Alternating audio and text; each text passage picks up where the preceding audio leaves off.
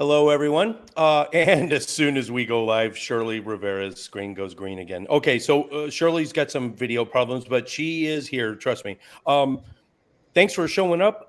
This show is going to be all about atheist activism. We're going to be talking in generalities, and then we're going to go to some of the specifics. But first, before we get started, I'd like to just go around the horn. We'll start with Paul. Just tell us about who you are, the organization you represent, and where people can find it. Well, I represent, like Bob, we're part of the Blue Water Atheist Humanists and Agnostics up here in Sarnia, Ontario, as Bob said, about 60 miles north of Detroit. It is a new organization in the sense that one of the reasons I'd like to say that we're involved, at least from my perspective, is based on the fact that a number of churches are closing up here. It was posted in the Globe and Mail here in Canada that 9,000 churches are going to close within the next 12 to 18 months. And that's out of 27,000, so that's a third. And that gave us a sense, it certainly gave me a sense that what we're looking at is fertile ground with a number of people that are unattached, that they would like to perhaps find out alternatives to what they just walked away from. And in that sense, I became involved for that reason. And I'm also, as far as an identifier on my part, I regard myself as a secular humanist. And I'm a firm believer that human beings are fully capable of being self-controlled, knowledgeable, kind, generous, supportive, etc., without having to revert to the steeple place down on the corner. And I hooked up with Bob here at a meeting and Jim Vergunst just before the pandemic hit. And we're building this group. And it is our sincere hope that what we'll end up with as a result of doing this, and this, thanks to Bob, this is really quite a large undertaking that he's done, and I'm simply working with him, and so is Jim, to bring this up. And Bob's going to have some numbers for you as to the expectations of what this is going to be. We're drawing people from New York, and I think from Kansas City, and from just numerous places, and it's very exciting. So what we're looking to do is to draw people in, get to know them, grow the base, and go from there. Awesome. Bob Barnes, what can you add to the, so Bob, Jim, and Paul are all part of the same organization, but are there any that you don't share? Or is there any organizations that you're not, that they are not a part of as well? And what's your role in this organization? Well, I'm the president. We, as a group, we formed a nonprofit, so we're regulated by the government. If we were to change a director or something like that, we got to report it to the government and stuff like that. And you talked briefly about worrying about people being scammed. That's not even our radar. We have so many blocks and stuff like that to stop any of that stuff. I cannot write a check out or take a penny out of our bank account unless I have another signature with me and that kind of stuff. But let me just give you roughly how we all got started. We, as a group, started getting together about 12 years ago. And but it wasn't till 3 years ago that we formed our nonprofit, because we were going to put our BAHACON conference on back in 2020. We went through everything. We got all the Eventbrite stuff. We got everything was ready, the website and all that stuff.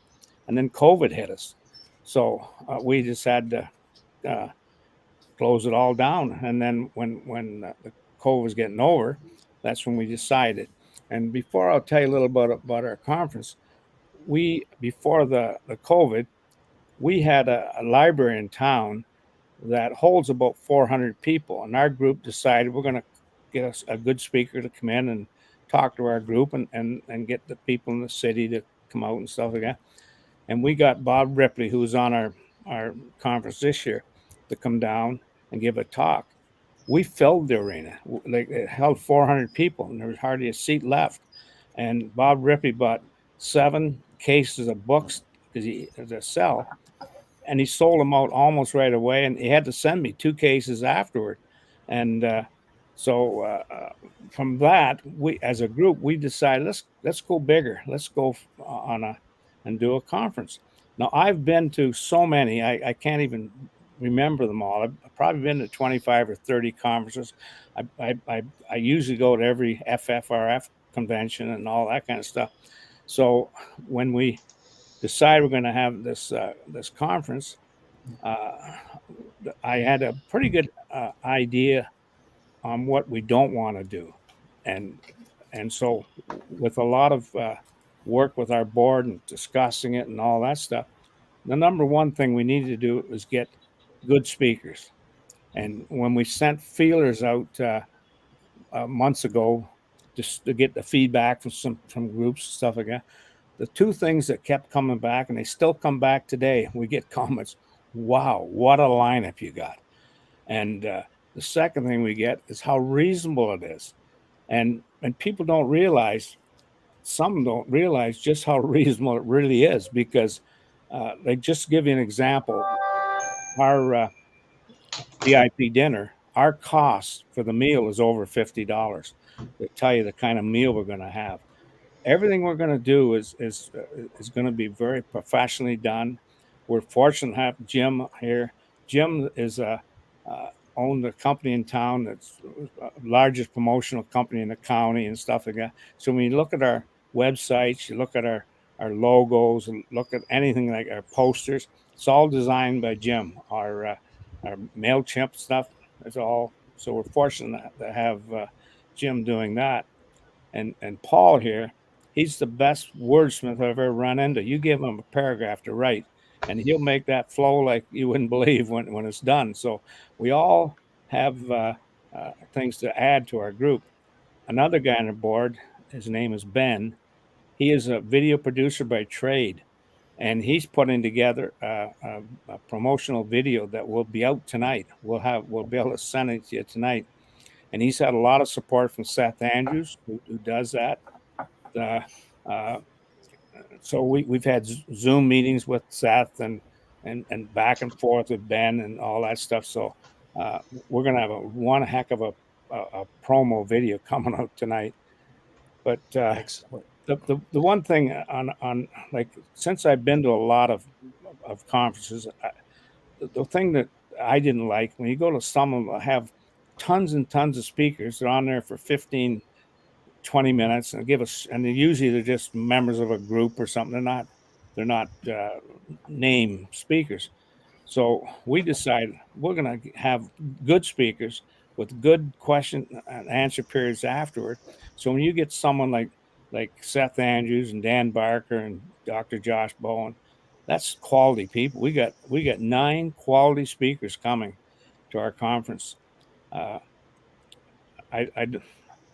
don't know what Jim may want to add something here. He's been my backbone. I'm telling you, if it wasn't for Jim, this wouldn't be here.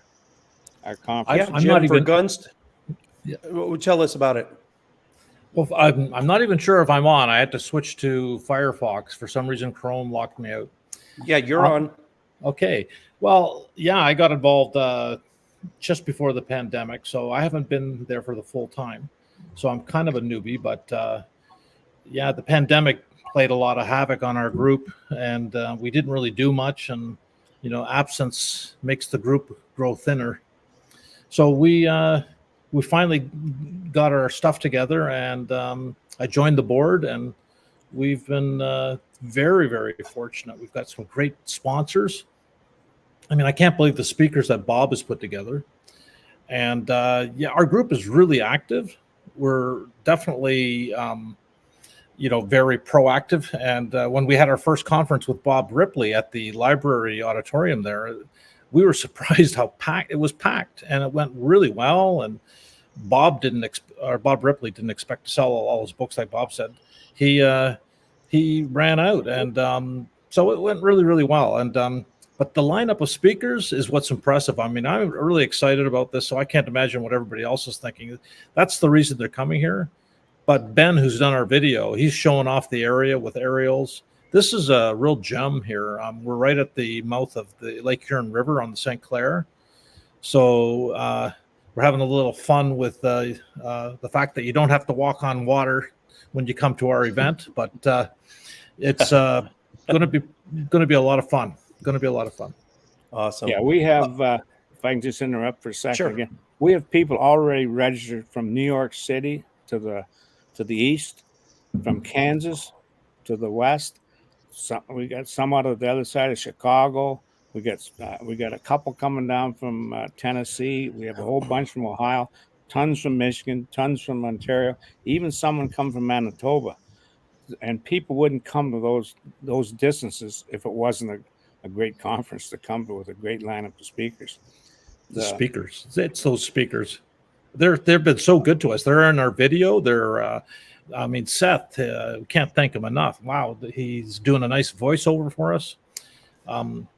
So yeah, this is it's about time too. I mean, I think Paul was, I don't know, I wasn't on earlier on, but you know, he's talked about all the number of churches that have closed. He's very aware of all the stats, and it's just amazing that this is taking place now. We're all kind of, well, we're retired, all of us, and this is the perfect timing for us. But also, I think it's perfect timing in general because you know, atheism or secularism is growing quite rapidly. People are, you know, becoming more acceptance of us. So we think it's good timing, and we're hoping our membership grows. I mean, we've had people from the London atheist group coming down. Yeah, it's I think it's going to be the starting point of something big, because we plan on doing have speakers come down all year round, as well as an annual BAHACON. And we're enjoying it. I think we wouldn't be doing this if we didn't have that love for it. I've been writing so many questions here for you as you guys are talking. So I was originally kind of worried that I didn't have enough questions to fill up an entire show, but that worry is gone now. So last but not least, Shirley Rivera. We're having some video problems, but you know what? As long as you can hear us and we can hear you, that's all that really matters. Yeah. Oh, there you go. Tell us. Okay, so now we're kind of switching gears. This episode is going to be the good, bad, and ugly about atheist activism, conferences in general, or organizations. So we saw the good side of it. We've seen what can happen when an organization has full disclosure and a lot of safeguards in place to prevent corruption and scandals. But now we're going to hear another side of it. Shirley, let's not go into a lot of detail. Everyone in the live chat is buzzing to hear. If you could just give kind of a Cliff Notes version of what's going on with the Atheists of Puerto Rico and how they kind of fit into the bigger AAI picture. Hi, everybody. My name is Shirley. I'm the president of Atheists of Puerto Rico and also the spokesperson for the Latin America Coalition of Atheists, which include Mexico, Guatemala, Puerto Rico, Panama, Uruguay, Colombia, Peru, and many others. We are a very large coalition, and we are, trying to bring this to another level in the proper way. As many people know, I was the director from Atheist Alliance International for the region of Latin America, which they call Central and South America. I was the regional director for over 2 years. I recently resigned as a petition from the coalition, and also a wish that I was having because it was the right thing to do. I resigned last May from the Atheist Alliance International after a lack of good administration, the lack of response, the lack of do the right thing, and that's one of the reasons why.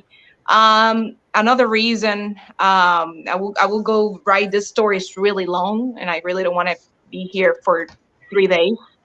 But basically, what it was happening during the time, right, that I was in the organization, basically is that this organization operates in a horizontal way, right? So many times when you work in a no-profit or any volunteering group, most of the times all opinions are taken consideration and also following the non-profit guidelines, which is in the United States, requires you to have an amount of board members. Like Bobby was saying earlier, you cannot sign a check or take a penny without 2 signatures.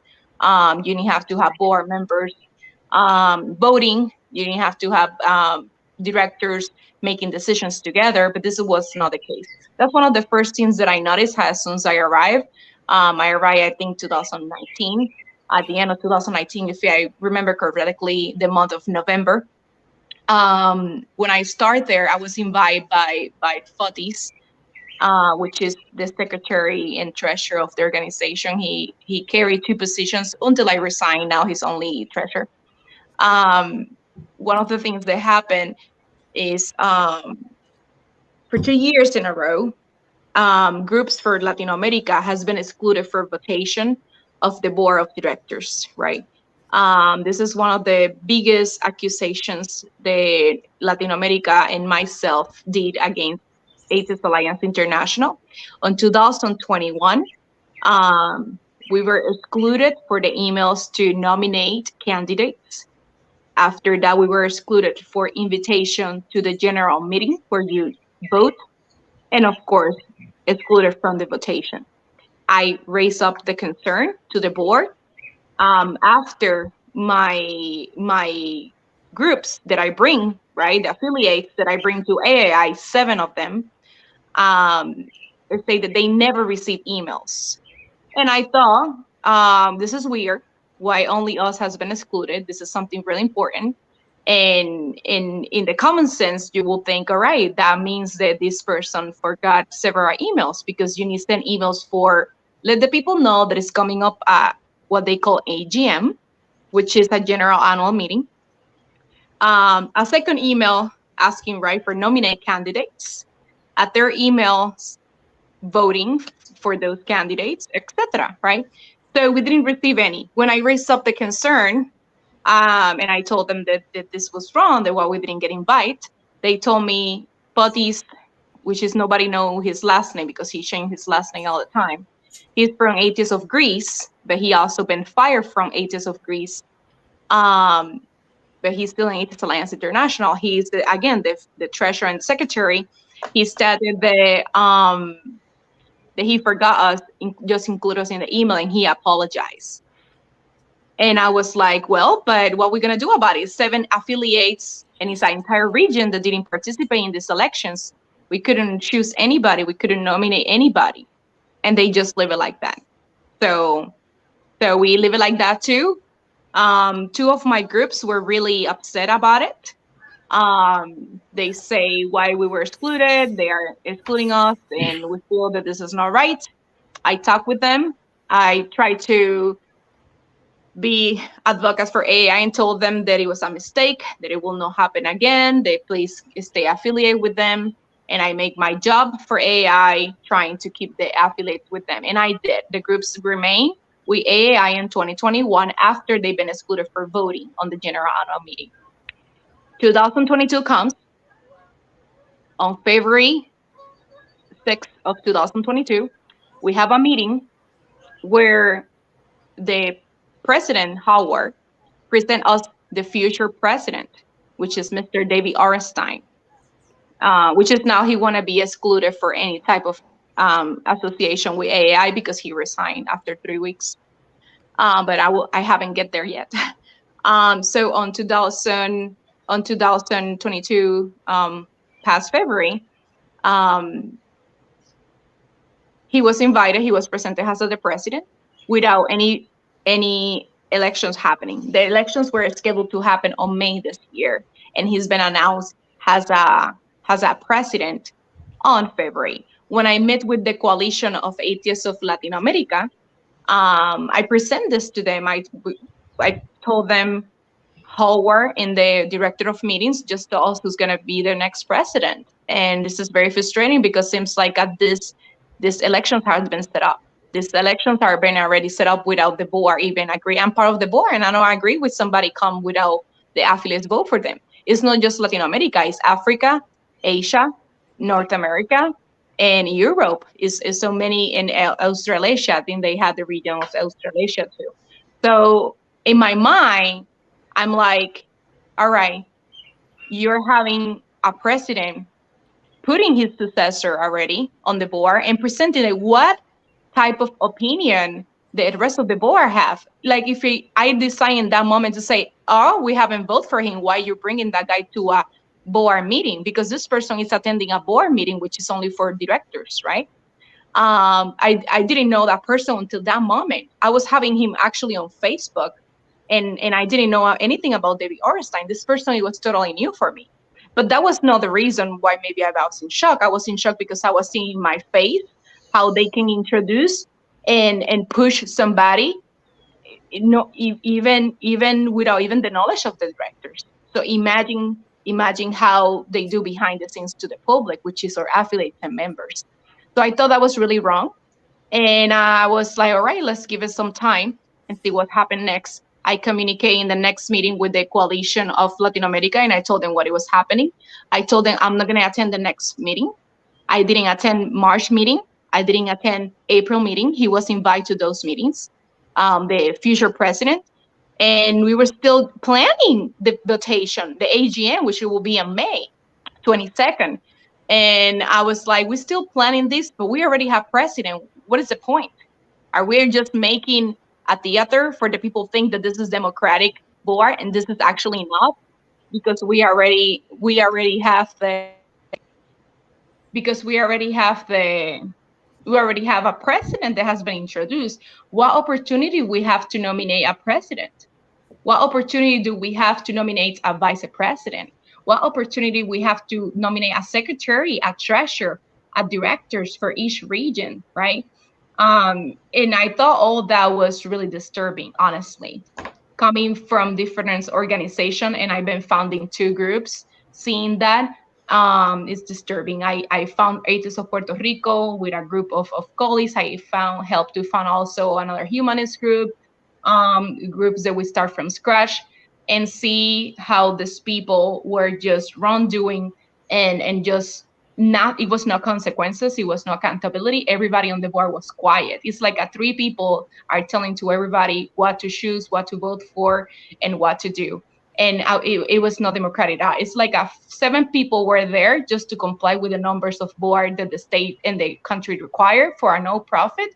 But in practice, in theory, right? In theory, 7 people. In practice, it was 3 people making elections. I bring the complaints. I told them that I was upset. They invite me to the meeting, asked me why I haven't participated. They tried to talk with me separately.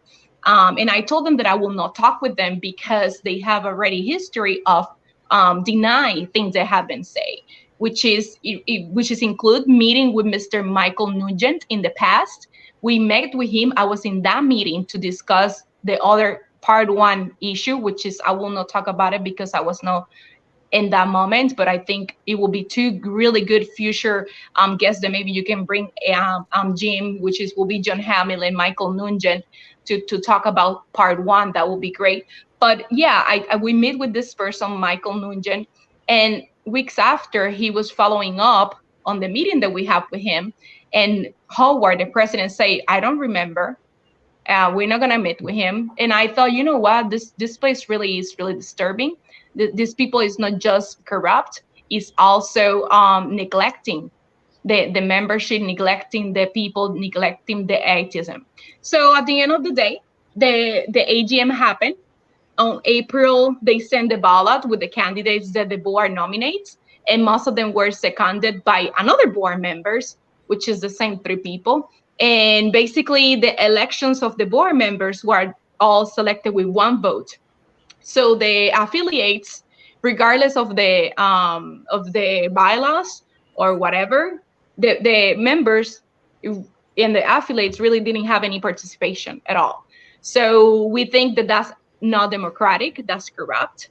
And that was the main reason why Atheists of Latin America resigned and disaffiliate totally from Atheist Alliance International. And the reason why we are now putting this out in public is because we think this damaged the atheism, this damaged the activism, this damaged the name of all the activists that has been worked really hard in the past, the one has been died for atheism, the one that have been put all their hearts and work to make this visible, to make this movement grow, to make this movement became, a group that have reputation, right? We are not being accused about anything and now it's like, oh, atheists are the same than these people. Atheist organizations doesn't worth it. So because I have an ethical personality, and I think that's something that I believe everybody should have and take serious, because I take serious atheist activism. This is why I'm pointing this publicly and pointing it out. And what it was more surprising is that other people went through the same thing that my groups went. And this is why I've been advocating for the Solve Atheist Alliance International. I'm now protesting against Atheist Alliance International. I'm now requesting and demanding the Atheist Alliance International get dissolved and disappear and get rebuilt, or they just resign and let all the affiliates choose a new board. And that's my position currently. And during all my research and during all my investigations, I find out that their good standing has been revoked by the state of California, where they are registered. So currently, they're not supposed to even be operating. They're not supposed to be collecting donations, and they're not supposed to even doing anything official, because they do not have good standing in the general attorney office, which is totally different from the IRS department. A lot of people say, well, but they have back their exemption. I'm like, yes, they do, but they lose the good standing, and you cannot ask for tax exemptions if you do not have good standing. So when the IRS find that out, they will lose everything. And it's really sad, because this organization is the only one with a share in the United Nations, is the only one that have a voice in the United Nations. And we are letting these three pigs handle them. And these three pigs are going to put the name of the atheism in the floor, in the trash, just because the egos and because we don't have enough balls to stop them. And I'm not going to be that person that say, you know what, I will move forward. I will let it go. I will not let it go, because I've been over 15 years fighting for atheism, fighting for separation of state and church. And I will not let three pigs ruin all the work that many activists like all of you in the world. I've been working really hard for this. And this is the reason why I will keep fighting. And that's basically 15% of my story about this. I promise we will revisit that, Shirley. I want to bounce around. I've just got a lot of questions. And in the live chat, if you all have any questions you want to direct right at the panel, I will ask them as well. But let me switch gears just real quick. I promise we'll come back to that. Earlier, I think as before we went live, one of the Blue Water guys were talking about how COVID affected probably not just atheist conventions. And well, first off, there is a difference. So just so you guys know, in the live chat, there is a difference between an atheist convention and an atheist conference. A lot of people aren't aware of that. A convention is more for the fans, for the people. It's awareness spreading. A conference is more internal. It doesn't mean the general public isn't allowed to come. They absolutely are. But a conference is more, hey, we're here to get some things done, make some decisions. They look very much alike. I don't know if I'm explaining that correctly. But my question is, so 2 full years of COVID pandemic, how has it hurt the atheist community, and how are we starting to rebuild? Anyone can take that question. Yeah, well, let me just interrupt for a sec, Jim. The one thing I can tell you, that the atheist community that I've been dealing with, I cannot get over the support I've had. I'm a person who likes to reach out when I'm learning, to get help from people that have done it. To give you an example, Bill Ligahart, that ran, there's 7 conferences he put up in Canada called Imagine No Religion. I could send him a text, and before half a minute, he answered me. Joycelyn, that runs the Florida Free Flow. The Thomas that ran the Gateway to Reason one. Even Thomas Westbrook. I can go on and name you all these people. They've been so helpful, and nobody's been more helpful than the Freedom from Religion. like there's certain things you have to do when you're putting on a conference. You have speakers agreements, stuff like that. Well, they sent me agreements to copy, and so I've had just tremendous support. I don't see any friction at all in the atheist movement that we're involved with. The like when you get people like Seth Andrews, he's a busy guy that take the time off his schedule to help us. I've seen nothing but positive stuff in the atheism movement, and with with our what our goal is to make ours the premier conference in North America, the one that everybody wants to go to, and that's why we're putting such an effort to make it all first class. The you know the, we have such a good lineup, a good program. We have lots of time for the people to meet and greet with the speakers. Like we have the VIP dinner, they can come in and greet with them. On our after party on a Saturday night, they can come and meet and greet with the speakers. Then we have our boat trip. We have a 3-hour boat cruise down the St. Clair River. Well, about like 6 of the speakers already have confirmed they're coming on that. What a better way to talk to Seth Andrews and on a boat cruise where everything's nice and close and all that stuff. Like I've never been to a conference that's going to be as nice as ours, and I'm blowing our own horn here, but I don't mean to. I'm just telling you that this is the thought that's gone into this one. I could get into a lot of detail on, things like one of the biggest thing that most people enjoy at a conference is the question and answer period after. But I've been to so many where people get somebody will stand up and give a sermon and go on and on. You can't shut them up and all that stuff. We don't want that. We don't want our flow to be spoiled. So we have a committee of 3 very intelligent guys. They're going to be on the question committee. So when people come to our conference, they're going to be tables so they can put their drinks and stuff like that. But there'll be forms there, and everybody's going to get a pen in their goodie bag so they can write down their question. And then all those questions are going to go to a committee, and then the committee is going to ask the question.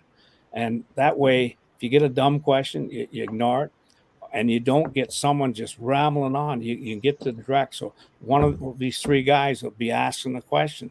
Now on our forum, there'll be a number on there, so that, like, say it's 101 or something like that.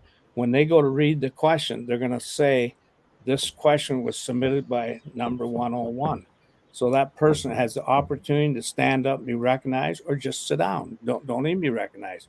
But we've put a lot of thought into making the flow of this conference, and the support I've got from our members, all kind. When I put a thing out for we need volunteers for this and everybody's participating.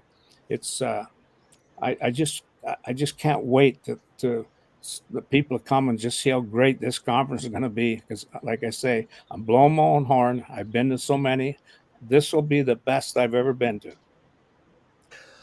You mentioned Thomas Westbrook. I'm not going to. Well, I guess I will single him out. We speak highly of him. In fact, I owe him a lot. When I was first getting started, he came to my house and he helped me get my channel started. The nuts and bolts of physically making it happen. Since then, he's not immune to scandal and a little bit of drama as well. So, I mean, it's very surprising how deep this rabbit hole goes. We'll maybe touch on that later. Here's a question in the live chat for Shirley, and it is I actually had this. I had this pretty much the same question written down as well to ask you, Shirley. Basically, now the way I see AAI, like I see it like Atheist Republic, just this huge behemoth of a secular organization, and sometimes they get so big, it's like the fall of Rome. They took too much ground.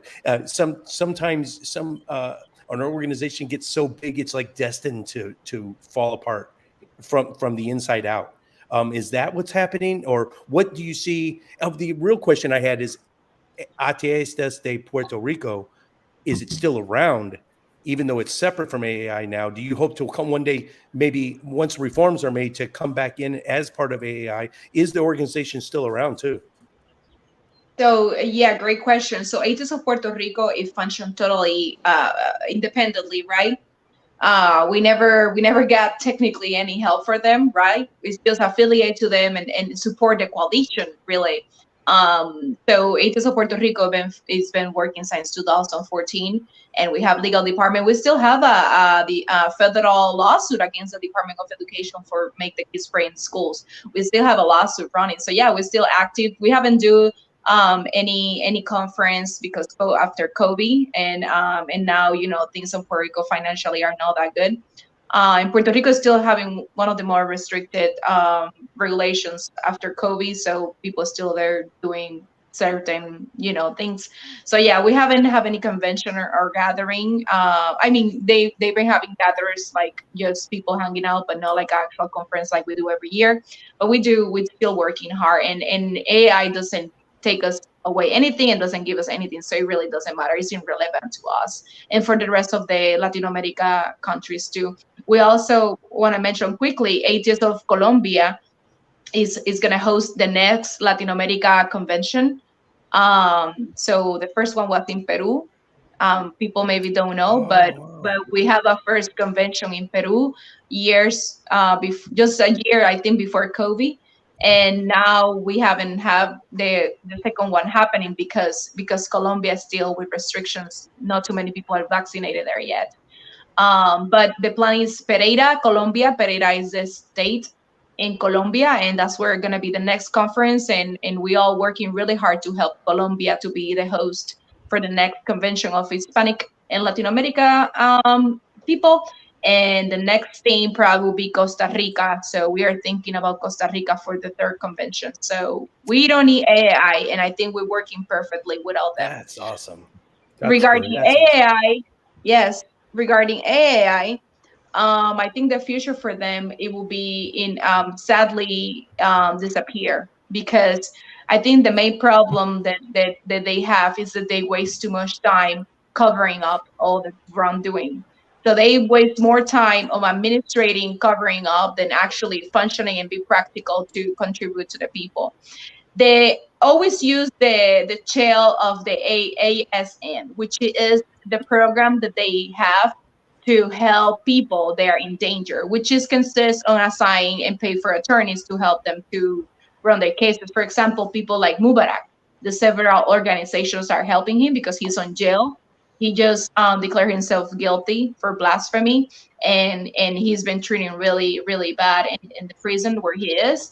But the cases like that, that's the main function of AAI and what they should be doing, right? And they've been helping Mubarak, but Mubarak has been being helped by many other organizations. Anyway, so AAI besides that doesn't do anything else, honestly. ¿Cuándo es la conferencia en Colombia? They don't have la date fecha? yet. No date yet. So they were thinking about, no date yet, because Colombia haven't had the number of vaccinations. Okay. Yo viví en Bogotá por 3 años. Yo quisiera regresar. Well, that's going to be maybe the next reason to go. Yeah, be awesome. Let me switch gears. Sure. Jim, can I just interrupt for a sec to tell you that the AA of America is a strong supporter, sponsor of our group. We've had a lot of support from them, and I can say that 2 of the best conferences or conventions ever been to are the AA, Atheist Alliance of America. I was out in Pasadena the year they had Bill Maher and Richard Dawkins and the whole ball of wax there, and I was at one in Washington. They get the top. That's a different organization. but I don't know what affiliation the Atheist Alliance of America has with the international. They're just a branch of it, I assume. Oh, they're not even affiliated with each other. Is that what you're saying, Shirley? Yeah, so Atheist Alliance of America is another organization. This one is Atheist Alliance International. Oh, okay. Because we've had strong support from them. I got to say that we've had strong support from all the organizations, like the Center for Inquiry, the Humanists Canada, the American Atheists, the whole works. They're all big sponsors for us. We've just been surprised how much support we've had from them. My But we next haven't from question. sorry, Go I just ahead. wanted to say we don't have any sponsorship or support from the AAI. Yeah, and they should be helping groups like yours and mine. That's what they're supposed to be doing, and it's really sad because they're wasting their time. That's exactly what they should be doing, helping groups like yours and mine and the smallest group. Yeah. Well, So the logistics of getting up to this BAHACON in late August. So the pandemic, not only did it affect, it just put a huge dent in attendance, and now we're trying to rebuild from that. But also the logistics of a lot of people's passports are only good for what, 5 years. So a lot of people need to get their passports updated if they want to get over there. well, you don't need a Gas passport, Jim. prices. Oh, is Oh, what? you can cross the border with an enhanced driver's license. Are you kidding? Okay, this is good to know. Say that again But so can everyone can fly- hear that. On our fly? website, it tells us 4 ways they come across. They can come across with a Nexus card. They can come across with a passport. They can come across with a enhanced driver's license or a regular driver's license with a birth certificate. That's all they need. Wow. Oh, That is wow. good information. I did not know that. Yeah. Like if people go onto our website, which is just simply www.bahacon.com, we have everything under the link that says event details. We go into that. We tell everybody how many miles it is. Like we all the cities listed. Like say Cincinnati, they know how many miles it is to come to us. We have all the menus. We have. Oh, you're right. Here it is. U.S. residents crossing the border. I didn't even notice this. Yeah. Wow, that's amazing. Here we See, go. there it is there. So Okay. the thing that's nice about our location is that when like I remember going to the one I went out to a couple of times out in St. Louis at the Gateway. I had trouble finding it, but this one, when you come over the Blue Water Bridge from the United States, our conference center is right at the bottom of the bridge. It's just so handy, and we have so much population within a day's drive of us. You know, like New York City's only really a day's drive from us. You know, and St. Louis and Nashville. That's Awesome. and I when I told our board of directors and our members about we could get people coming from long ways away, I think a lot of them didn't believe us. But I'm telling you right now, I've told you we've got them coming from as far away as Kansas, New York City, Nashville, all over the place. So people are, well, if you put on a good conference, people will come. At every conference or convention I've ever been to, I think I got a late start. I've been an atheist. I'm a cradle atheist. I've been an atheist since I was born, but I didn't start getting active in the atheist secular community until it was probably my last duty station. I was still active duty. I was stationed over in Germany, and I hooked up with the Military Atheist and Free Thinkers, the MAAF, and and I went to my very first conference was in Cologne, Germany. It was the 2012 European Atheist Conference. And that's when I met Michael Nugent. He was there in his same red shirt, and everyone was there. It was crazy. And so, I mean, that was only 10 years ago. So I got kind of a late start, but I forgot where I was going with this. Oh, every convention has a code of conduct. And before we went live, you Blue Water guys were telling me, of course, you guys have a code of conduct. I want to know in this era of political correctness, is your, I haven't even looked at your code of conduct, but is it almost infantilizing people, like telling people stuff they already should know? How do I word this better? Do you have provisions in your code of conduct that are just common sense, but you feel like obligated to put them in there? And the corollary question is, do you feel that incidences of sexual harassment and sexual assault are higher in secular conferences as opposed to other professional type of conferences? Well, all I can tell you, I've been to a lot of conferences. I've never ever seen it. I talked to Bill Ligegard that he put 7 conferences in Canada called Imaginal Religion. He had all the big hitters there. He had Richard Dawkins and you know, all those guys. And because I like I said earlier, I lean on these guys for advice because we're new, we're green, and we want to know. We're trying to learn. I call them up and I ask them, "Do you ever have an instances of harassment?" He says in 7, he never had any, not a one. Now, I can tell you, of all the ones I went to, one of them went down to in Hickory, North Carolina.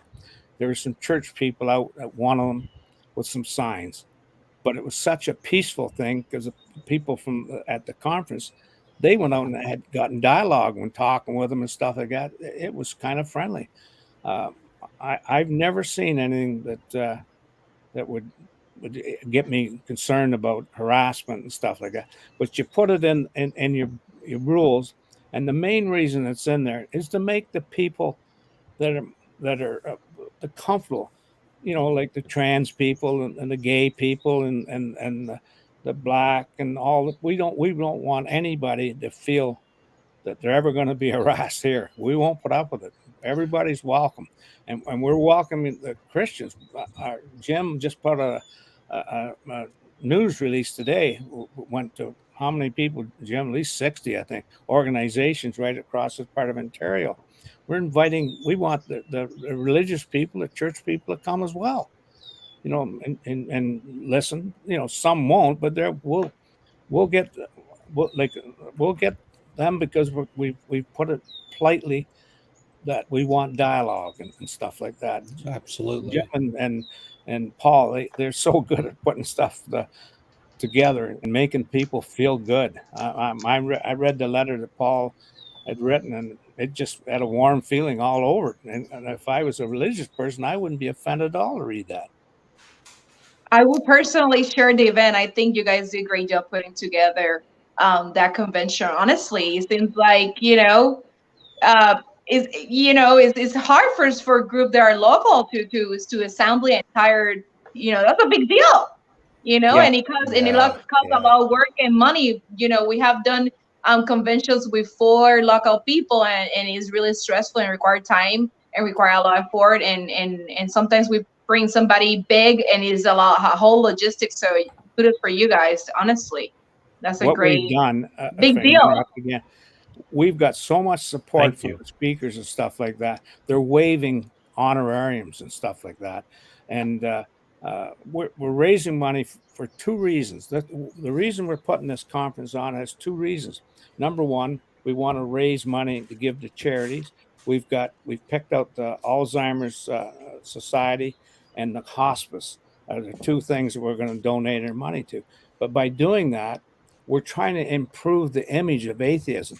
If you get a lot of press, well, here you're going to give 5,000 or 10,000 to a charity, then they're going to look at atheism different. Because I talked to a good friend of mine the other day who was very religious, and I said to her, and the religious people always think they're the ones that are marginalized, but it's not. It's the atheists. You look up the word godless in a dictionary, and it says wicked, evil, and sinful.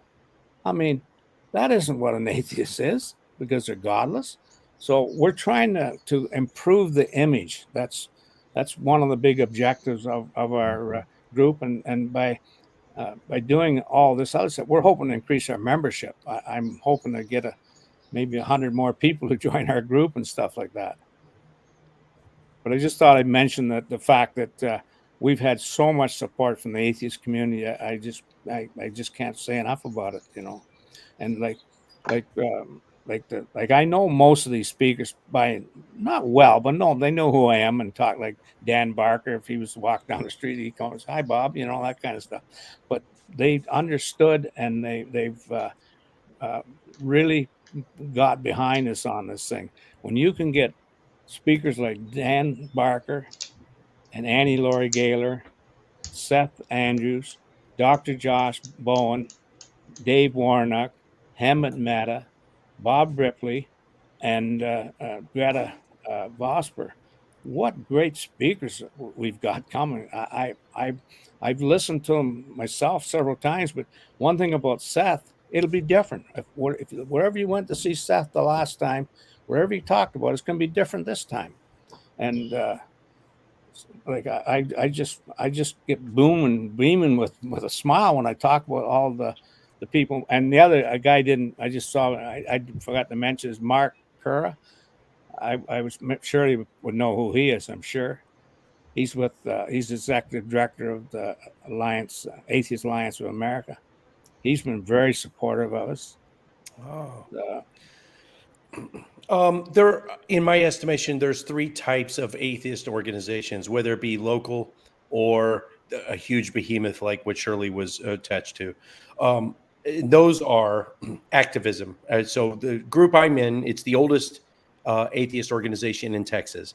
The group I'm in here locally, Metroplex Atheist, we're an activist organization. We are firebrands. We're the ones that put those banners in Fort Worth that got international attention. It says, "In no God we trust," all the way, every street light in downtown, right? So we're the ones that make that happen. We go to the protest. We protest Robert Jefferson's, Trump's spiritual counselor, his big mega church in Dallas. We go protest that when he wants to put America as a Christian nation as a sermon.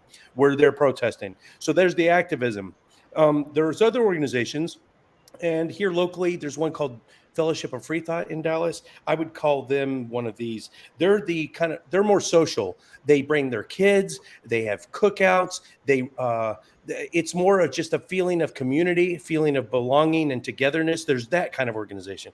And then thirdly, there's raising awareness and like Bob was saying, I think it was Bob, improving the image of atheists, like maybe going around to churches doing Q&As. I've done that before, where I just stand up on a stage with maybe two other atheists and just answer their questions. I've been at mega churches where I just sit and, there's always one hostile guy in the audience, but for the most part, they're pretty non-confrontational. And it's just to go and show them that we don't have horns growing out of our head. So out of those three types, the activists, the community building, and then the positive self-image, would you say, I'm going to ask Shirley and the Blue Water guys, what is your organization focused on mostly? Do you want me to go first? Or it doesn't matter. Shirley, Paul hasn't talked at all, so this has been a wonderful education process for me. My participation is more. To give you an idea in our group as well. Yeah. Back before COVID, we held a big event called Theology Discussion. We invited 3 people from a church that we knew, and we got 3 of our guys. And we had a predetermined questions are going to be asked, and I was the moderator. I didn't want them to get it out of line. And we had about 125 people showed up for this debate, And at the end, the guys from the church. I'm sorry, Bob. I have to stop you real quick. I can't do it from where I'm at in StreamYards, but I know I've got Linda Pendleton. Somebody is a moderator in the live chat. There's a credible threat of violence in the live chat right now. It's from Wesley Curry. I already took a screenshot. I'll be reporting it to the authorities. But if you could go ahead and make that threat go away. Somebody that has a wrench, somebody that is a moderator in the live chat. If not, okay, while you guys are talking, I'm going to have to jump onto another screen and pull it off myself. Sorry about that, Bob. Go ahead and continue. Well, what I wanted to tell you is that at the end, it was amazing, the 3 from our group and the 3 from the church. The discussion ended up being how much they agreed on more stuff than they disagreed on. They agreed on so much stuff. And that's what we're trying to do. We're gonna try to instigate one of these or start one of these invite an atheist to church day, and so we can get churches, if they're willing, to let us have one of our guys go. It's like Neil Carter. I don't know if you saw any of his videos where Neil Carter would do that. He'd get invited to a church and they just tell him, because it's just you don't go on these kind of things and bash religion. You go and tell them, answer questions like, where do you get your morals from? And what do you think is going to happen when you die? You don't try to bash the Bible, because that's just too easy. The you got to talk to them about what you got in common, and that's mostly our goal, is that we want to get dialogue going, you know. So if it's people online right now, please report that the message has a put in the side report and then choose Yes. promote terrorism, please. If everybody Yes. reported, we can take that look by them. Please do. This Yes. is Thank you, where Shirley. some, That's good. That's a good yeah, idea. report, yeah, right click report and promoting terrorism and report. Please. That's I'm doing it. that's that's the nature of the beast, my friends. That is that's 5 years of doing atheist YouTube channel. So that is not the first time, nor shall it be the last. Yeah. But are we at the end of our thought? Because I have a question in the live chat. I Oh, think it's let me answer the question quickly. Let me find it So first. Atheist Oh, of here it Puerto is. Atheist of Puerto Okay. Rico main focus is community and separation of church and state. So I would say litigation. So we do a lot of legal stuff. Oh, yeah, yeah. Oh, legal, like FFRF. I would say their activism, they're the strong arm activism, the one that can actually affect policy, which is Yeah, we the do. most powerful form. Yeah, Yes.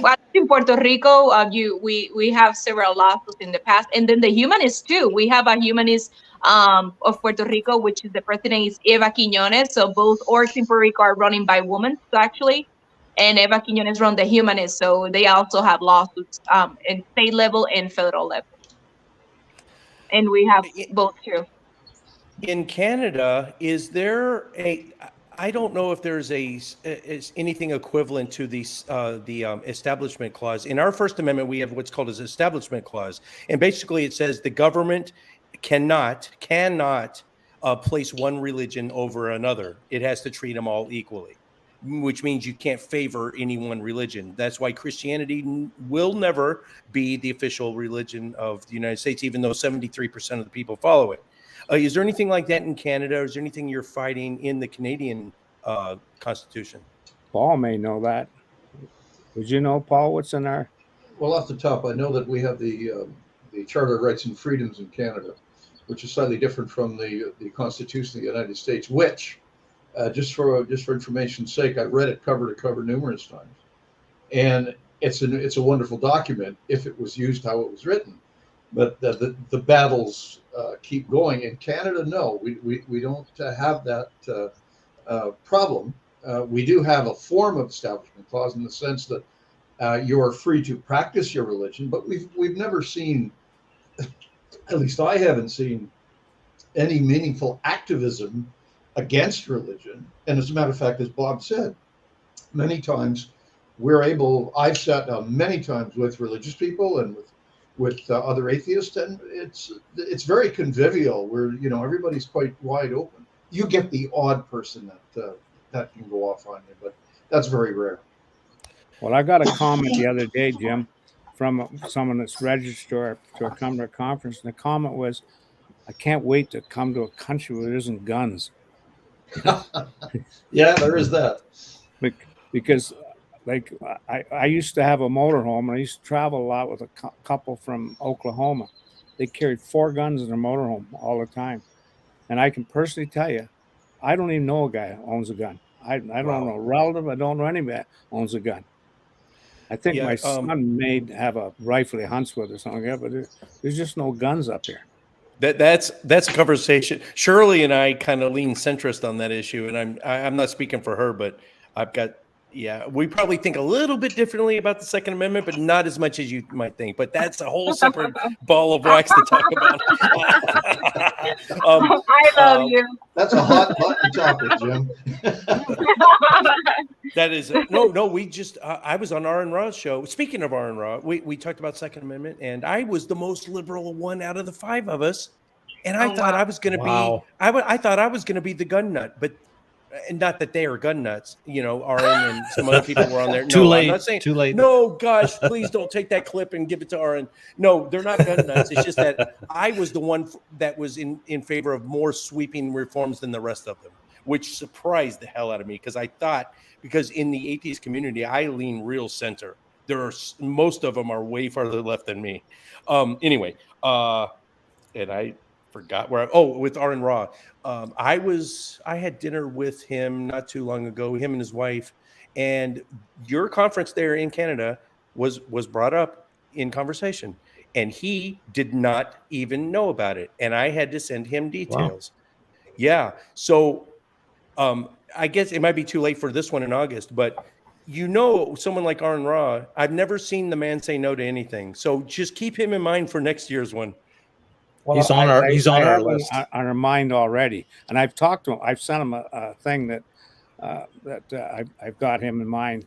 I'd like to get him and Seth and Matt Delahunty, those three guys together.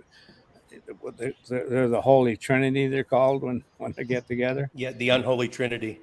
Okay. Matt Dillahunty, Unholy Seth Trinity. Andrews, and Aaron Ra. Yeah. Yeah. But, you talk about a firebrand. There's nobody more firebrand than David Silverman. I was at his podcast. Here we go. Do you know Cass Here we Mitchell, go. by the way? Now we're gonna have more terrorists coming in the chat. Oh no. Okay. Anyway, I don't even know what to say. Shirley is still friends with him. I refuse to have him on my show. It doesn't mean I won't speak to him. And that is tentative. I mean, everyone, what I like to think is everyone is capable of redemption. If everyone makes mistakes in life, I'm not saying David Silverman made mistakes. Well, yeah, okay, I am. But yeah, he's a firebrand. He's a firebrand. Yeah, okay, yeah, that's what we're talking about. So yeah, I don't need to go off on all this. I agree with Bob that he's a firebrand. Well, what I was telling you about, if I can interrupt again, Sorry, Cass Mitchell had a podcast called Everyone's Agnostic. It was a great podcast, and I was at Cass's house the day that he interviewed Silverman, and he just went up and down Cass because he called his place like Everyone's Agnostic. He says you got to use atheism. He hated anybody didn't use atheism, being called an atheist. David Silverman didn't like anybody to call himself a humanist or call him free thinker. He wanted everybody to call himself an atheist. Yes. Anyway. Any are we wrapping up?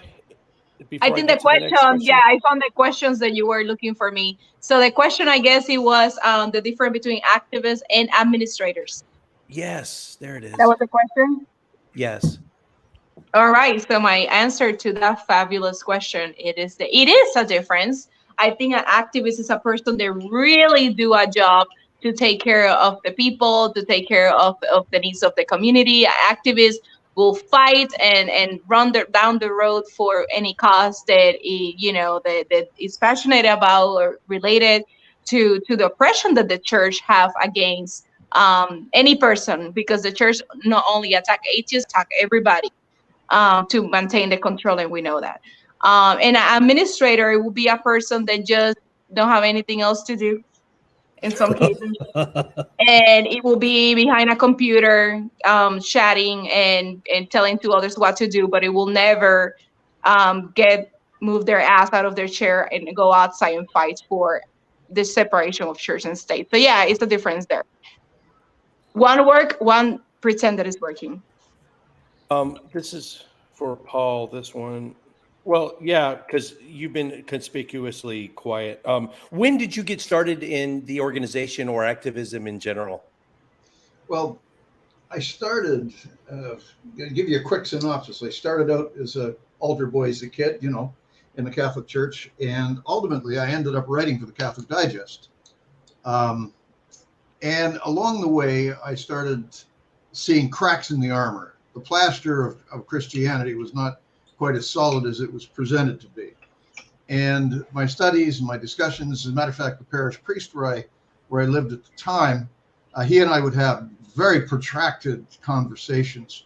And he had another priest come from England, and we went to lunch, and he told this priest from England, he says, do not discuss liturgy with this man, because I was asking hard questions. And that was a long time ago, but that was the beginning of the end. I started reading books by from the professor of theology of Glasgow, Barclay, Professor Barclay. And from him, as well as the priest I was talking to, it gradually rolled. Then I ended up getting a divorce, and I guess this was a nail in the coffin of any belief structure I had. My ex had her issues, and I said, okay, fine. I just wanted an annulment so I could carry on. They said no. I said, well, there's another thing I didn't understand, and I felt like I was being corralled. I was in a clamp and I couldn't move. So I started fighting back against it and had conversations with numerous people over the years, from Alberta to Newfoundland to the territories. We've had these discussions. And it was very comfortable and enlightening to me to discover that the number of people who think like we do is enormous. Many of them are closet atheists. They're afraid to come out because they're afraid of being jumped on, as Bob was mentioning a few moments ago. So my activism in Canada, come on, we're kind of laid back up here. We don't even yell at bears.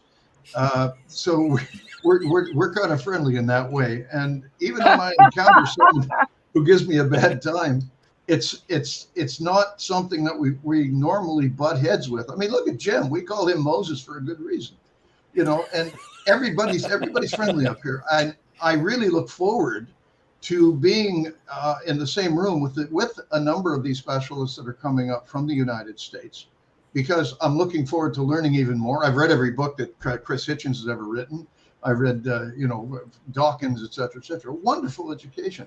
So what I'm trying to do is, I don't know as I want to butt heads. I would. I mean, I'd never run from it. But my interest is actually softly using a velvet hammer to try and convince people this is the alternative. There's nothing to be afraid of. You're not going to fall off the face of the earth. There's not going to be as you mentioned earlier, Jim, we don't have horns and tails. And that's my form of activism. And I'm looking forward to making that work a little bit more in Southwestern Ontario, right up here in Canada. Jim, the other Jim, same question to you. How did you get started in this organization, activism in general? Well, I only got involved with this group maybe a little over a year before the pandemic. And I just fell in love with it. There were all these very logical people, nothing they said or did was without evidence or proof. And we didn't believe in fairy tales. I mean, it was quite amazing that in my life, I'm surrounded by all these Catholics, because my background is a Roman Catholic. I was baptized and I was confirmed. And, at a young age, I started to rebel from my parents. And it just showed the power of religion, and that the religion became more powerful than the family. If you weren't religious, you weren't part of the family. That was a really early bit of education. But this group, I mean, we accept everybody. I have some really good religious friends, and it says nothing to. Our group has nothing to do with bashing. It has to do with good conversation. And I know Shirley was talking about we have to have activists and rah rah rah. And you know what? Canadians. We're all just nice people.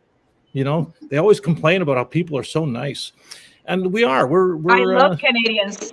Thank you. And I think you could do more. You can catch more flies with honey. Let's put it that way. I love them more than the Texans. Sorry, Jim. We love you too now. You are officially a member of our group. That's a great segue. I see in the private chat that Shirley needs to bounce. So that's right. That is a great final question for you. And then if you want to answer this question, then give your final thoughts. And if you need to bounce out, but so you live near me now. You're in Texas, and you have to get used to these knuckle dragging rednecks that I have to live around every day. So welcome to that. Also, yeah. I didn't say that. Let me know if you need a support group or. Yeah, we laughed at it, we will save you. No. People ask me why don't you move to Portland or Seattle or San Francisco? No, this is where there's a reason why the atheist community of Austin's in Austin. There's a reason why Aaron Ra lives here in Texas. There's a reason why Seth Andrews is right in Oklahoma, like 3 hours up the road. This is where the fight is. This is where we belong. Yes, and that's anyway. totally right. Yeah, you have to change. I always say this: the things need have to change from inside to the outside, right? Yes. Otherwise, you're just hiding things under the rug. Things need have to, I'm here. I will keep active in what I'm doing, and I live in Oklahoma too. I was close to St. Andrew. I was living in Oklahoma City, Edmond, North Oklahoma City. And I was there for 4 years. And then I was in Kansas City, which is the same thing here. And, when you have to fight. Mm-hmm. Do you have time to tell us? Oh, go ahead. Oh, I just wanted to say one thing. You should fight with niceness, not with fighting. I love fighting all the time. Yeah, there is the Peter Boghossian, Anthony Magnabosco version of the Hemet Mehta way of fighting.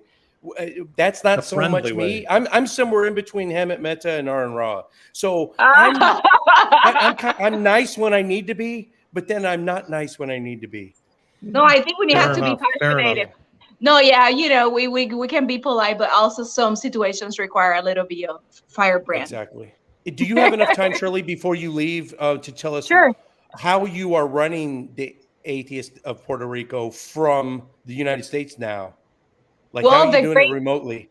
So basically, I'm transitioning to a step out, right? And the good thing about my group is that it doesn't depend from one person. It's vertical. Everybody know what they're doing. Everybody's contributing. Everybody know how to take the lead. And I'm not the boss of anybody. So they know what they're doing. The things that keep running. Our website's still running. We have great people. I don't even have the password to get to our website. I don't even have a check notebook for our account. So our organization work with volunteers. Everybody have the lead and they're supposed to do. Everybody have responsibilities. We communicate every day. And things have been running since 2014 with the same board. It's same board, same people, same volunteers, and people love help. Our organization is horizontal.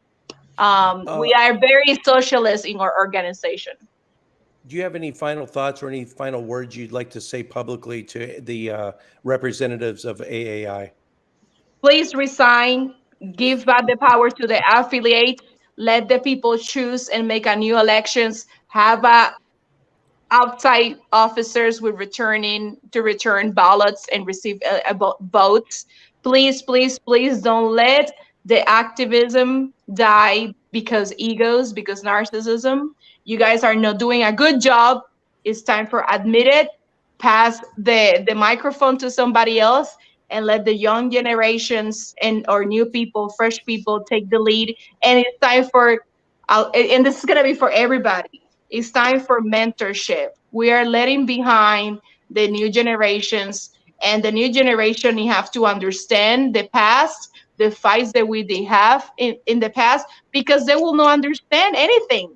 They, like it says, if the people don't know the story, it will be very likely that they repeat it, right? And you see things like the abortion about to get reversed again, right? And people are not fighting for that. So because people don't care, because they don't know the stories. Many women that fights years ago to get abortion, to get the right to get abortion and get anti-concept pills, because it was actually a debate if the women have birth control pill. And before, because we live in a country, the stupid thing they have to be explained, which is common sense. And I think people from the atheist groups supposed to be fighting for all these causes. Stop gossiping. Stop wasting time on administrative issues and operations, and put hands on and start cooking and baking, and stop just talking. It's time for put hands on and copycat what the groups in Latin America are doing. These groups are getting on politics. These groups are getting on community. These groups are getting on schools. These groups are getting involved on all kind of things, and it's very stupid. a country that is so advanced like United States is so behind on community sense, because this honestly here what is a problem in not just in atheism as an entire society is the individualism is consuming North America. And that's one of the main problems. People just don't have empathy for others. They say, yeah, I care for Black people. I care for Hispanic. I care for women. I care for kids. I care for veterans. I care for poor people. They really don't care. Care is when you do something, when you put hands on and you advocate for a change. If you're just saying I support them, that's not support. Support is that you go out there and do something to change. And that's what everybody should be doing, and doing the right thing. And thank you for inviting me again, Jim.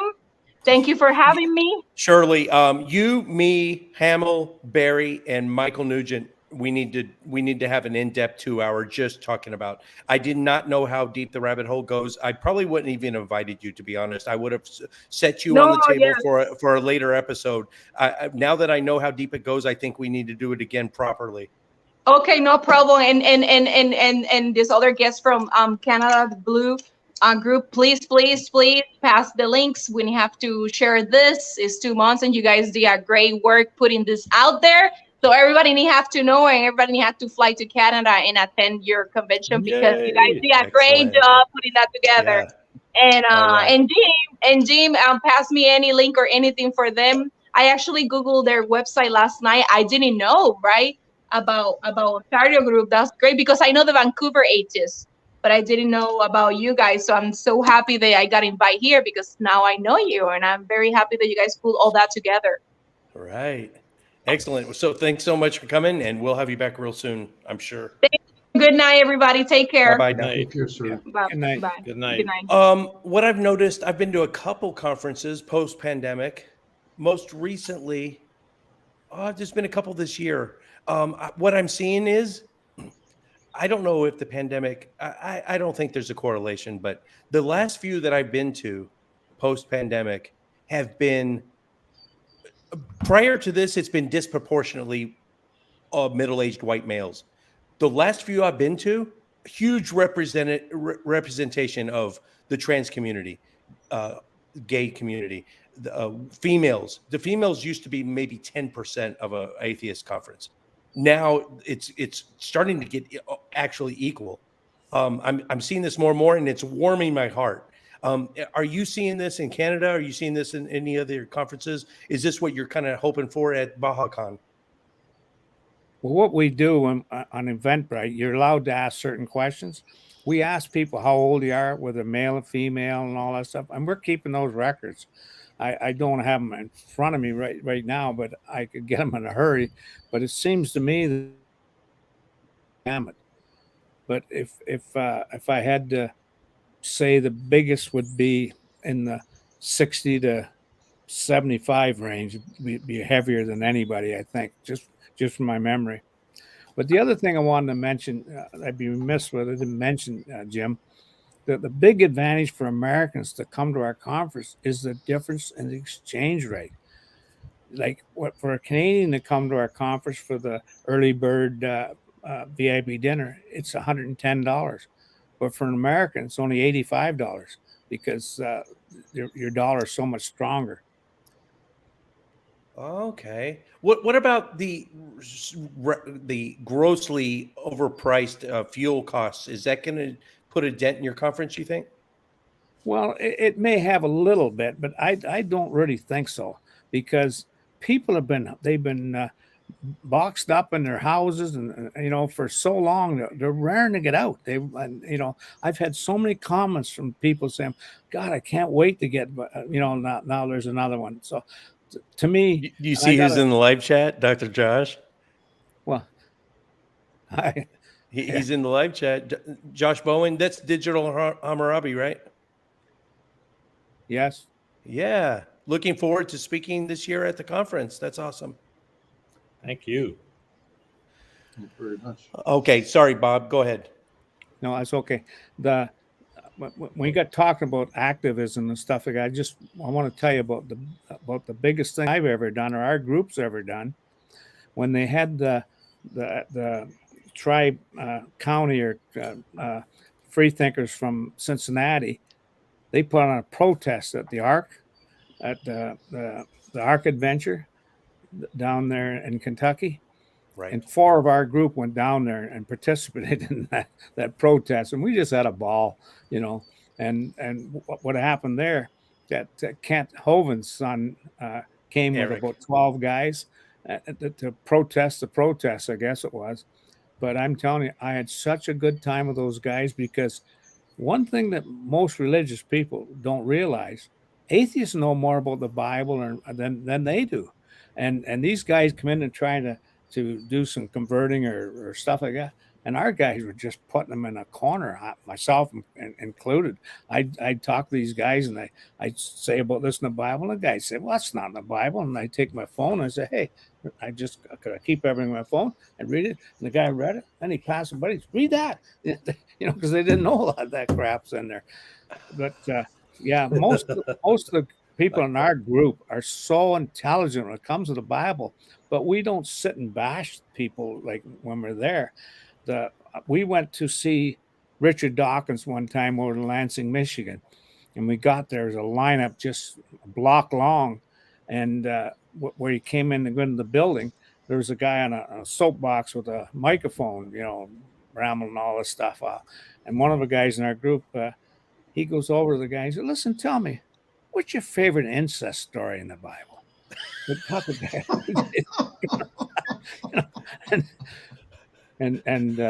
But anyway, that's good. I was at it started out, it was a press conference, and a bunch of people. Aaron Ra was there. In fact, Aaron Ra was, Aaron Ra, you know how he gets. Oh yeah. In fact, yeah. It wasn't just him, but him and this counter protester were up in each other's faces so much a security guard had to get in between them. It was I got it on tape too. It was so funny.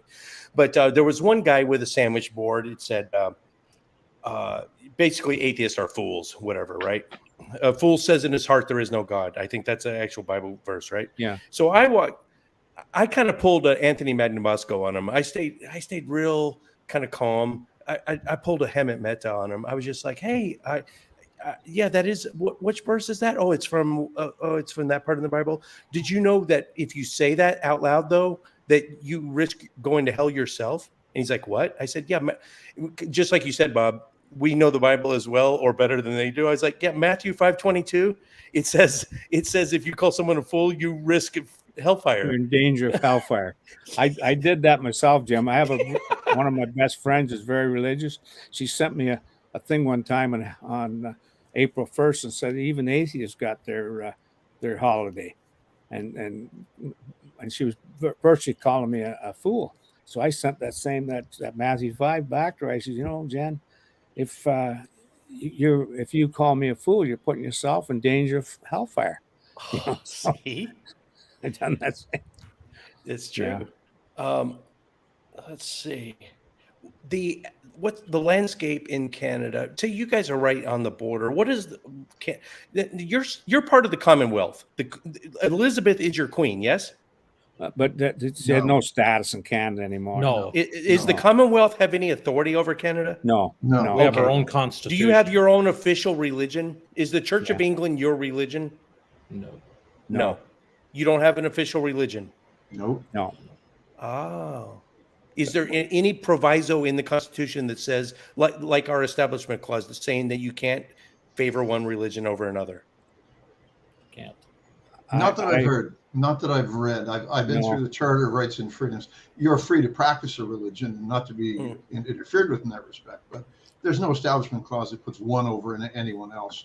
And when the charter, when that new document was signed in 1982 under Pierre Trudeau, basically that separated Canada from the Commonwealth.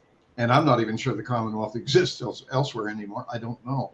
But I know that Canada is a standalone country. We maintain filial relationships with Britain, obviously, as we have for a long, long time. Yeah, the Commonwealth, it still includes all of United Kingdom, including not North. what, Northern Ireland? I forget which one is part of the UK, Northern Ireland or Ireland. Everyone in Northern Ireland's about to Ireland. kick my ass. Everyone Okay, is. yeah. Northern Australia, Australian. What I think New Zealand. There's a in Canada is still included in the Commonwealth. I just didn't know if it had any power still. Nothing.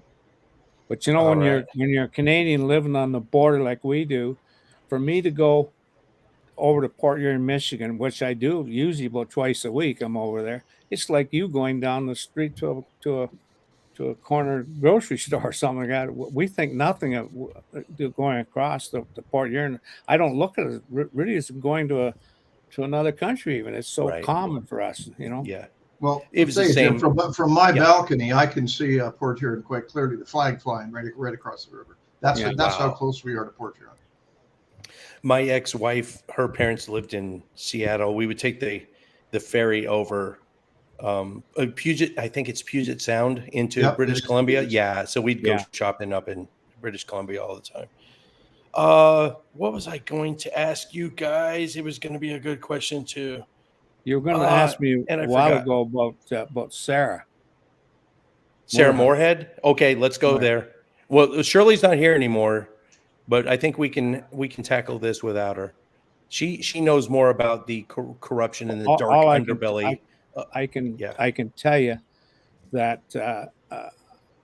any contact I had with Sarah was very positive.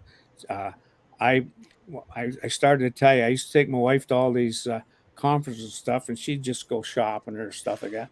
And the one year we're going down to Hickory, my wife said to me, "Why don't you register me?" And I did, and that was the very first conference my wife went into, and that Sarah treated my wife like she was a queen. She made her feel so comfortable, you know, because my wife is in something very strange to her because she'd never been to one of these things before. And as it happened, that there was another one going to be in, I think it's one in St. Louis coming up 2 or 3 months in there, and Sarah talked my wife into coming to that one, and she got there, and she was very good to me. I know she got caught and all that stuff, but it's nothing I know about, so I don't talk about stuff I don't know about. So, but I can talk about her is nothing but positive. She was very. Does very it bother good. you that she okay? I mean, it was a credible allegation. I don't even know how it turned out. I don't know if it went to court, but she was accused of embezzling Yeah. tens of thousands of dollars from the Reason I've Rally. heard that, but Yeah. unless I know for sure, I don't. You know, I always treat people the way they treat me. You know, and she Yeah. treated me very good. Well, that's good. You mentioned also the atheist community of Austin. You mentioned, you know, I'm not going to name names again. You can go back and watch the earlier part of the show. I'm not going to name any more names, but there was a recent coup attempt in the ACA to remove Matt Dillahunty, their flagship. Yeah, for Yeah. ageism.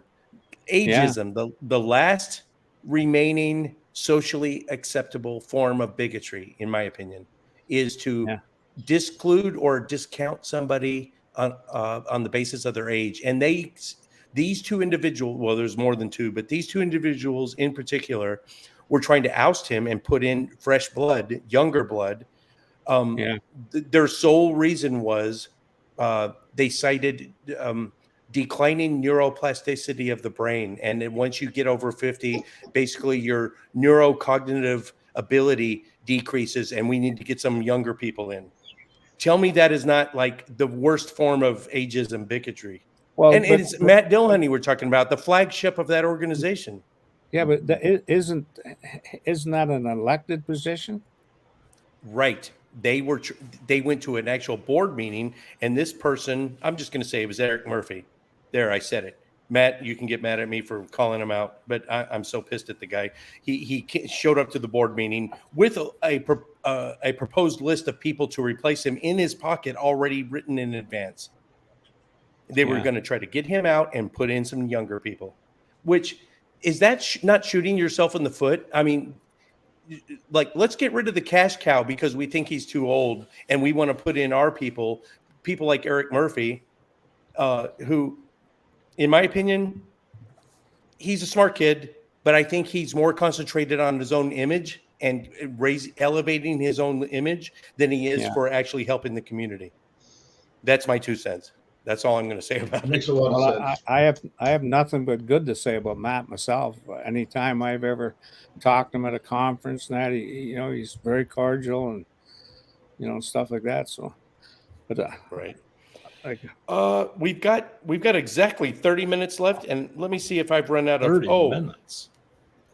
well, we can end early. I'm kind of out of questions. How we already did an overview of the organization.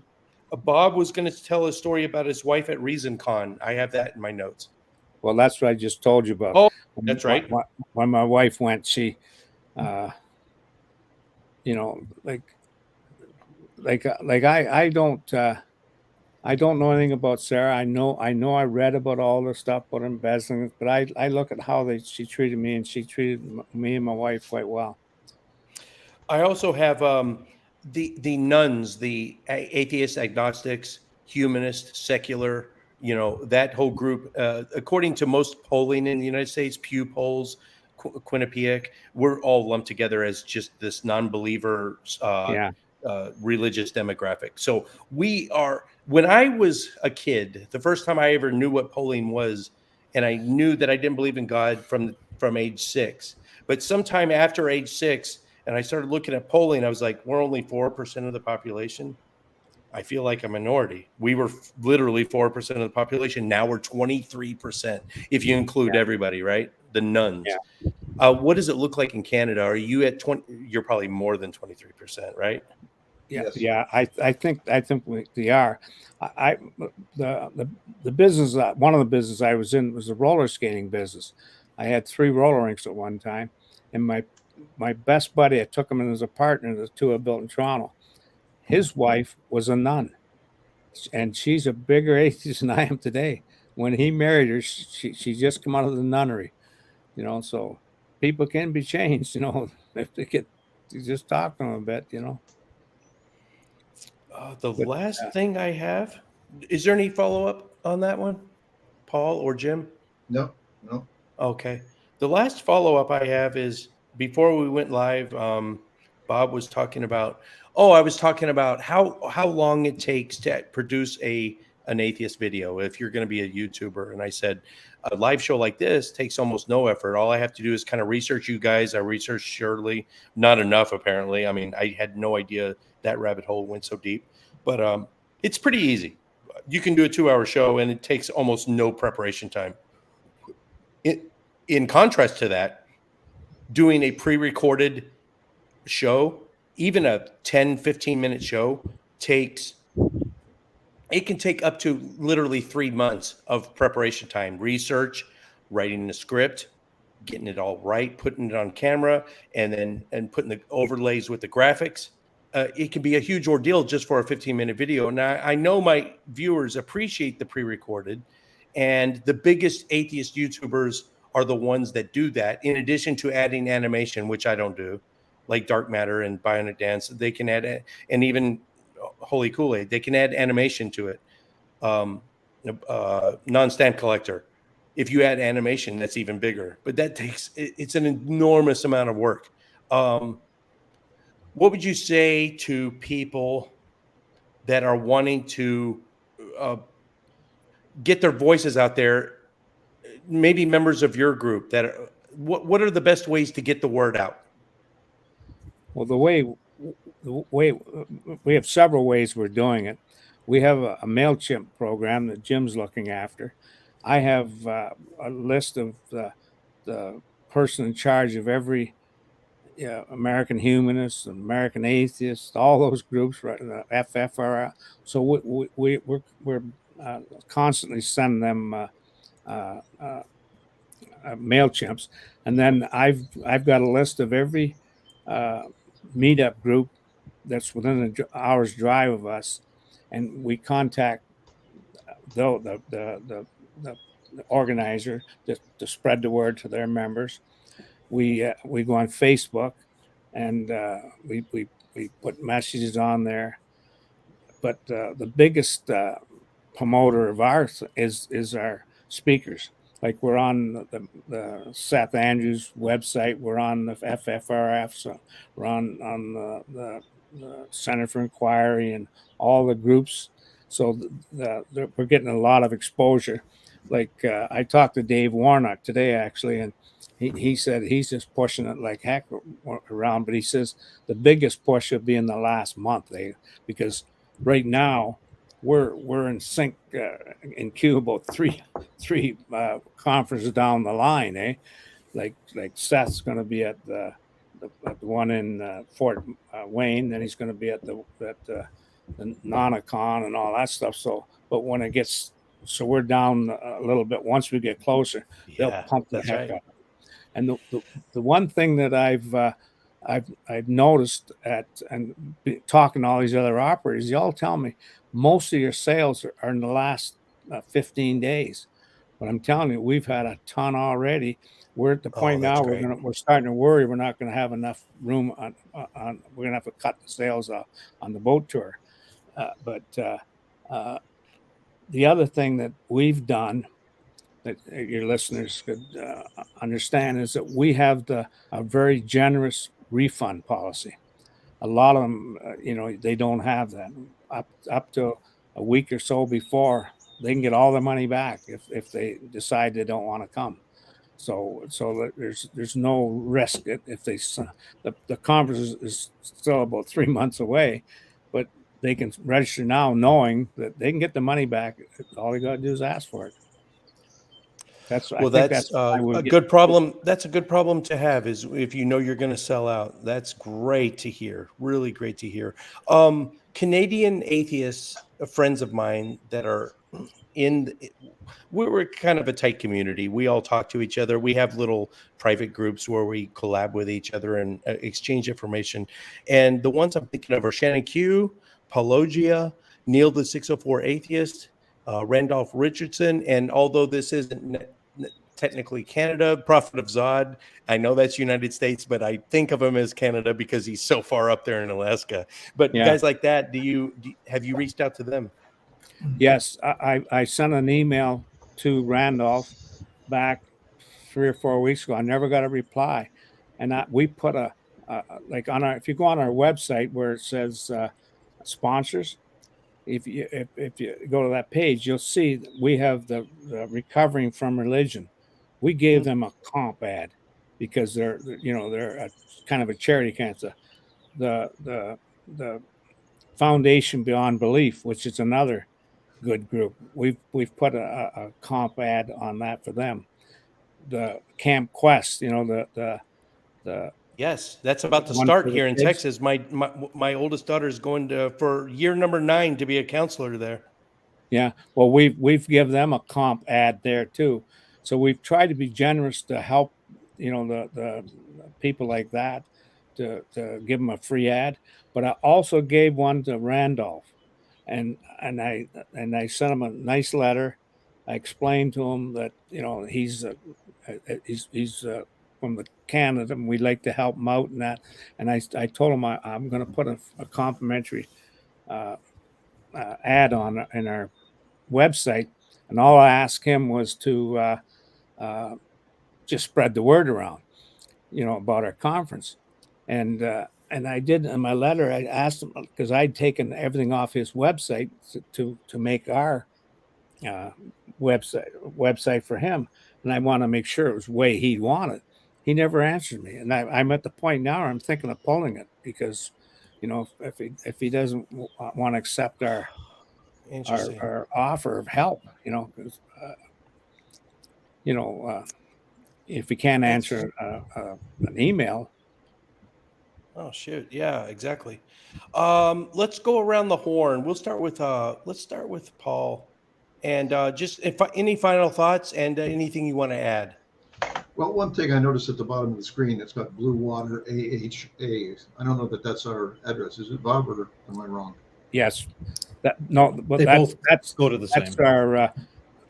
That's not where they register. No, that's our email address.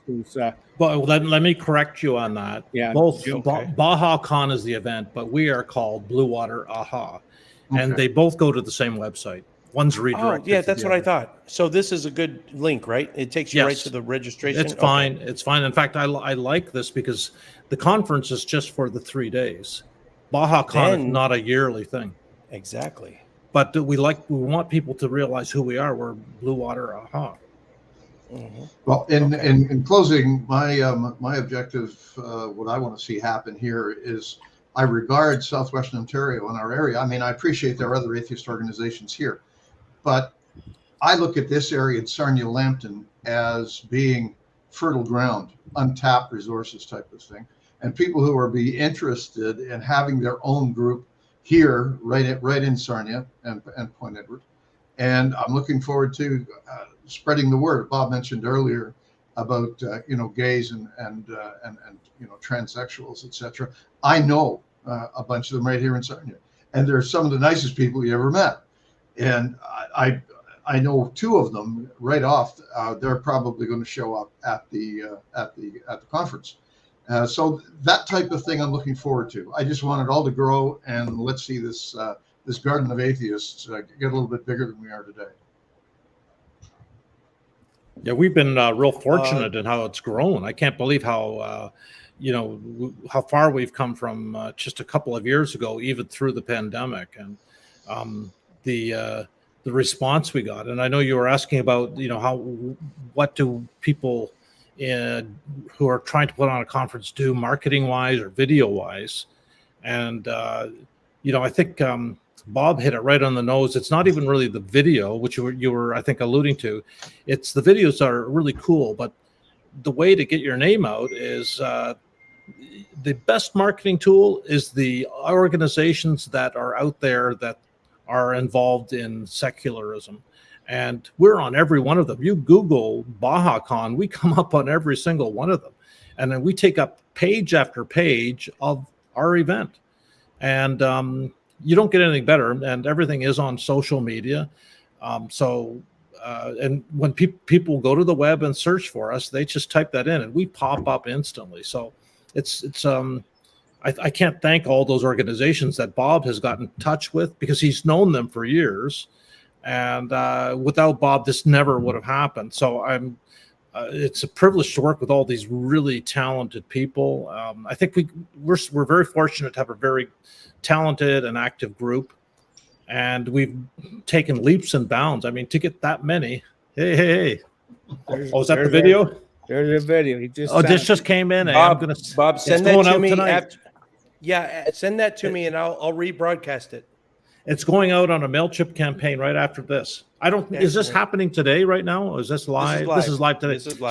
It's going out right after we finish our podcast because I was waiting for that from Ben. And it's going to be sent out with our MailChimp campaign. But it's amazing how we have Google Analytics tracking us and the hits that we're getting, and of course with Eventbrite, it just works so seamlessly. We're so fortunate. I don't know We've who been brought doing really it up, well. but so there are a couple conferences ahead of you, and that is a good point you make.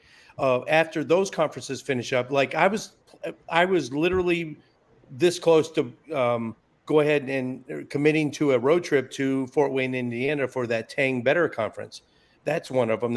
I think it's coming up now. So there was a deconfliction. There was a little conflict in my schedule, so I can't go. But I was planning on doing that. Once those conferences are over, there's going to be the spotlight's going to be on you guys, and it's going to be for a very brief moment in the sun there, and that's when you're hopefully you'll get even more response. What is your email address, Jim? I'll give it to you when we go off the air.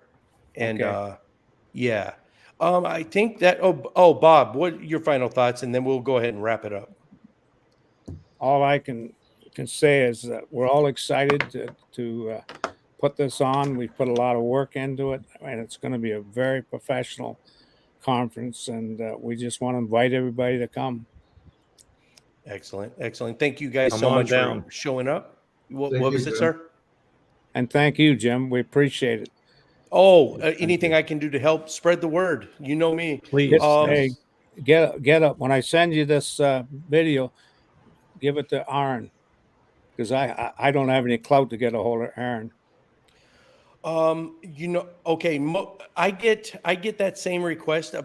Literally, you're going to call me a liar. I get it probably 20 times a day. Well, I tell Aaron this because most people know I have his personal cell phone number.